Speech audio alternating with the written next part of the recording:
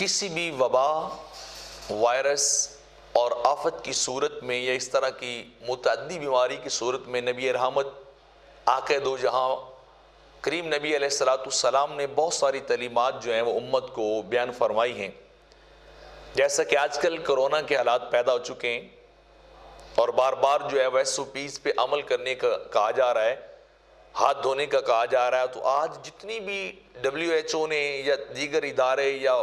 جو ہے صحت کی منسٹری اور وزارت جو ہے وہ جتنی تعلیمات دیتے جا رہے ہیں، بتاتے جا رہے ہیں، یہ سارا کچھ اگر انسان احادیث نبویہ کا مطالعہ کرے تو ان کے اندر پائی جاتی ہیں۔ ہاتھ دھونے کا بار بار کہا جا رہا ہے، تو آقا علیہ السلام نے بھی فرمایا کہ تمہیں سونے سے قبل بھی ہاتھوں کو دھونا چاہیے، سو کر اٹھو تو ہاتھوں کو دھونا چاہیے، کھانا کھانے سے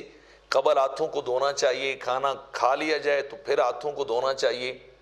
اور اسی طرح بار بار وضو کا حکم بھی جو ہے وہ دیا گیا ہے۔ تو یہ ساری چیزیں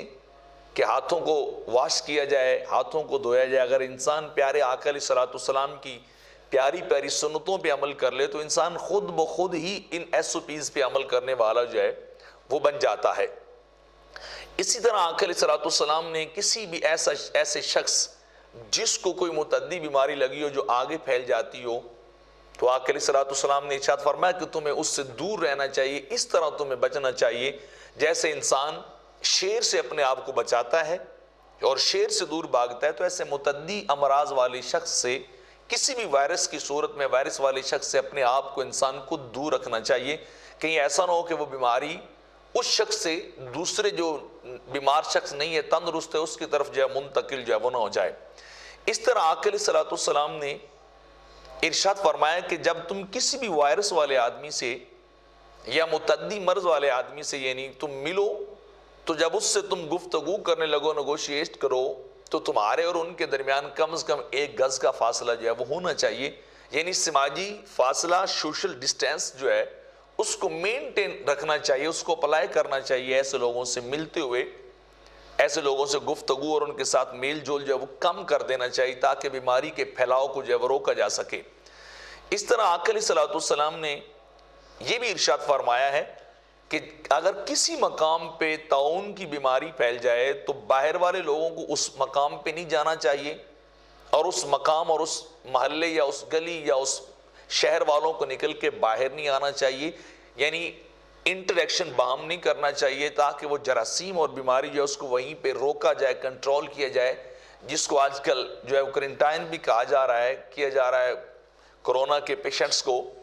یا جو ہے وہ لاک ڈاؤن بھی جو ہے وہ کیا جا رہا ہے تاکہ کسی طرح جو ہے وہ بیماری جو ہے وہ اس کو زیادہ سے زیادہ روکا جا سکے، اس کے پھیلاؤ کے اوپر جو ہے ریسٹرکشن کھڑی کی جا سکے اور احتیاط جو ہے وہ اس کو لازم کیا جا سکے۔ پیارے آقا علیہ السلام نے یہ بھی ارشاد فرمایا کہ جب کسی جگہ پہ مرض کو اس طرح کا پھیل جائے تو پھر مریضوں سے انسان کو دور اور رہنا چاہیے۔ آپ نے ارشاد فرمایا کہ کسی بھی مریض کو تندرست کے پاس جو ہے وہ کبھی نہیں لانا چاہیے، اس کے پاس، اس کے قریب جو ہے اس کو کبھی نہیں کرنا چاہیے، بلکہ بیمار آدمی کو ایک طرف جو ہے وہ کوارنٹائن کرنا چاہیے، اس کی لمٹس اور حدود کو جو ہے متعین کرنا چاہیے تاکہ کسی طرح بھی بیماری جو ہے وہ آگے نہ پھیل سکے۔ اور اسی طرح یہ چیز توکل کے خلاف بھی نہیں ہے کہ انسان سمجھے کہ نہیں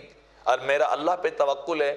اور میں اپنے رب پہ یقین اور بھروسہ کر رہا ہوں تو لہذا مجھے بیماری کچھ نہیں کہے گی، تو ایسا نہیں ہے۔ توکل کا مفہوم یہ نہیں ہے۔ آقا علیہ السلام سے ایک صحابی نے پوچھا، پیارے آقا میں اپنی اونٹنی کو رسی سے باندھ کر اللہ پہ توکل کروں یا کھلا چھوڑ کے توکل کروں؟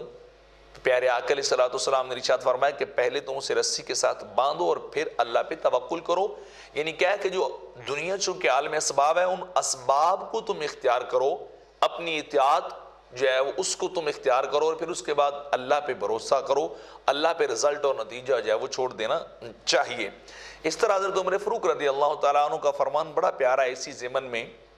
آپ فرماتے تھے لوگوں کو کہ اللہ نے تمہیں رزق تو دینا ہے، لیکن اس کا مطلب یہ نہیں ہے کہ اب تم گھروں میں بیٹھ جاؤ تو اوپر چھت پھاڑ کے تمہیں دے گا، بلکہ باہر نکلو، محنت کرو،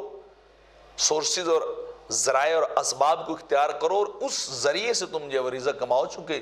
دنیا عالم اسباب اور ہر چیز اللہ نے اسباب کے تحت ہی جو ہے وہ بنا دی ہے۔ تو اب یہ تعلیمات ساری انسان اگر پڑھے، سمجھے اور پھر انسان اس وائرس کو دیکھے تو بندہ حیران ہو جاتا ہے کہ جو جو چیزیں آج یہ ماہرین کہہ رہے ہیں، صفائی ستھرائی کے احکامات دے رہے ہیں، احتیاط کی بات کر رہے ہیں، یہ سارا کچھ ہمارے پیارے آقا علیہ الصلوۃ والسلام پہلے بتا گئے. اور اگر ہم ثواب کی نیت سمجھ کر ان چیزوں پہ عمل کریں، ان چیزوں کو اپلائی کر لیں، تو ہمیں ثواب بھی ملے گا اور ہمیں دنیاوی طور پہ حفاظت بھی مل جائے گی. کیونکہ الحمیۃ راس کل دوا، احتیاط جو ہے وہ ہر دوا سے بھی بڑھ کر ہے. تو ہم احتیاط کریں گے تو ہمیں میڈیسن کی ضرورت بھی نہیں ہوگی، ہمیں انجیکشن لگوانے کی بھی، ہمیں ٹریٹمنٹ کے سخت جو ہے وہ پروسیس سے بھی گزرنے کی ضرورت نہیں ہوگی، ان مراحل سے گزرنے کی ضرورت نہیں ہوگی، بلکہ احتیاط کی صورت میں سنت نبوی صلی اللہ علیہ وآلہ وسلم پہ عمل کی صورت میں ہم خود بھی محفوظ رہیں گے، ہمارا خاندان بھی رہے گا، ہمارا معاشرہ بھی رہے گا، اور ہمارا ملک بھی محفوظ رہے گا.